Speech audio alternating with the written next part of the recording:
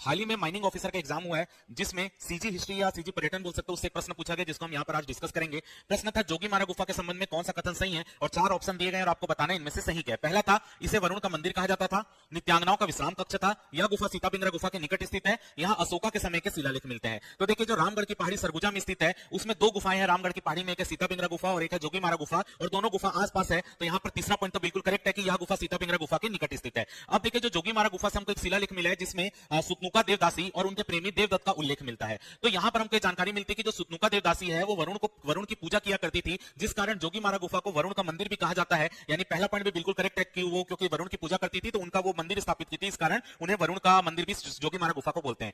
अब देखिए जो सुतनुका देवदासी थी वो ऐसा माना जाता है जो सीता पिंगरा गुफा जो कि विश्व की प्राचीनतम नाट्यशाला है, उस नाट्यशाला में जितनी भी नृत्यांगना नृत्य करने आती थी वो उनको विश्राम के लिए जोगीमारा गुफा में सुतनुका देवदासी के द्वारा ठहराया जाता था। यानी सीता पिंगरा गुफा में जो नृत्य करने वाली नृत्यांगना थी वो रुकती कहां थी, वो जोगीमारा गुफा में रुकती थी, इसलिए नृत्यांगनाओं का कक्ष भी इसे कहा जाता था। सेकंड पॉइंट भी बिल्कुल करेक्ट है। और जोगीमारा गुफा में अशोककालीन शिलालेख मिले आप सभी जानते हैं। यानी चौथा पॉइंट भी बिल्कुल करेक्ट है। यानी इस क्वेश्चन में चारों ही कथन सही है। इस क्वेश्चन का आंसर होगा उपरोक्त में से सभी सही।